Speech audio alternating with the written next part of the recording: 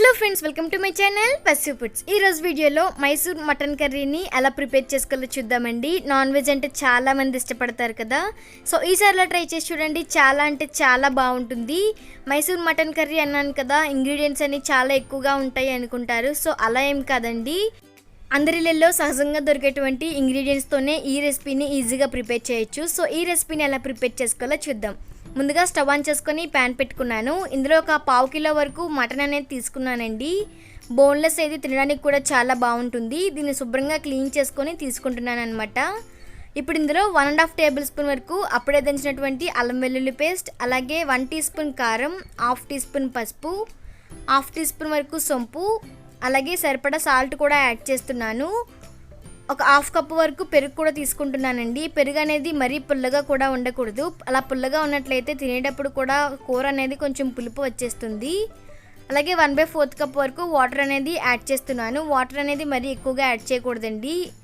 ఈ మటన్ అనేది ఉడకడానికి సరిపడా వేస్తే సరిపోతుంది. ఇప్పుడు మొత్తం అంతా కూడా ఒకసారి బాగా కలుపుకున్న తర్వాత మూత పెట్టుకొని మీడియం ఫ్లేమ్లో మటన్ అనేది బాగా మెత్తగా ఉడికేంత వరకు ఉడికించుకోవాలన్నమాట. ఇలా మీడియం ఫ్లేమ్లో పెట్టి కుక్ చేసుకోవడం వల్ల మటన్ అనేది చాలా సాఫ్ట్గా కుక్ అవుతుందన్నమాట. చూసారు కదా, ఒక 15 నిమిషాల తర్వాత ఇక్కడ నాకు మటన్ అనేది పర్ఫెక్ట్గా కుక్ అయిందండి. వాటర్ కనుక ఇంకొంచెం ఎక్కువగా తీసుకున్నట్లయితే ఆ వాటర్ అనేది ఉడికించేటప్పుడు యూస్ చేస్తే కూడా చాలా బాగుంటుంది.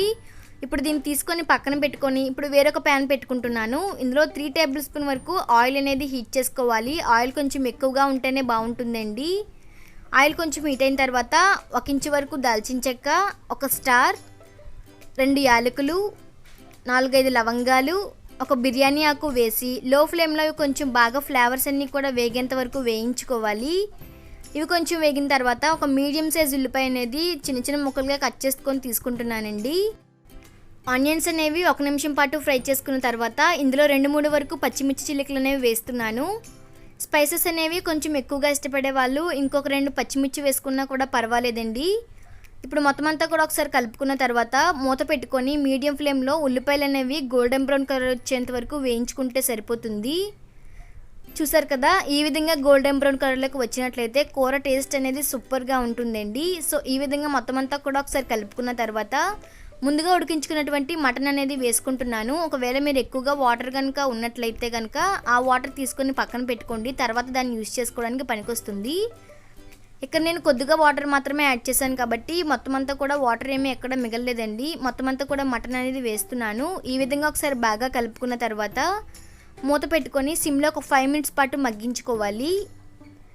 చూసారు కదా, ఒక 5 మినిట్స్ తర్వాత ఆయిల్ అంతా కూడా ఇలా పైకి తేలుతుందండి. ఇప్పుడు ఇందులో 2 టేబుల్ స్పూన్ వరకు కారం అనేది యాడ్ చేస్తున్నాను. అలాగే 1 టీ స్పూన్ వరకు సాల్ట్ కూడా తీసుకుంటున్నాను. సాల్ట్ అనేది కొంచెం చూసుకొని తీసుకోవాలండి, ఎందుకంటే ఆల్రెడీ తీసుకున్నాం కాబట్టి.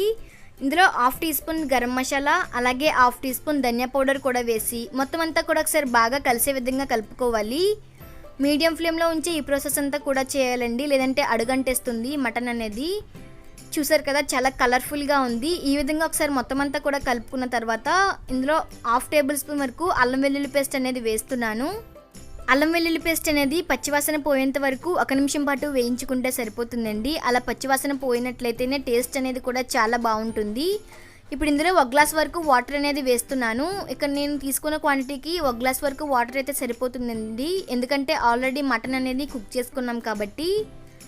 మీరు మటన్ అనేది కుక్ చేసుకున్నప్పుడు వాటర్ అనేది ఎక్స్ట్రాగా మిగిలితే కనుక అది ఇప్పుడు ఇక్కడ యూస్ చేసుకోవచ్చు. మూత పెట్టుకొని మీడియం టు లో ఫ్లేమ్లోనే మటన్ అనేది బాగా కుక్ అయ్యేంత వరకు ఉడికించుకోవాలి. చూసారు కదా, ఇక్కడ నాకు 20 మినిట్స్ పట్టిందండి మటన్ అనేది పర్ఫెక్ట్గా కుక్ అవ్వడానికి. ఈ రెసిపీ రైస్లోకి కాదండి, నాన్, రోటీ దేంట్లోకైనా సరే పర్ఫెక్ట్గా ఉంటుంది. ఇలా అన్నప్పుడు దించుకుంటేనే చల్లారేసరికి ఇంకొంచెం తిక్కుగా అవుతుంది కదా.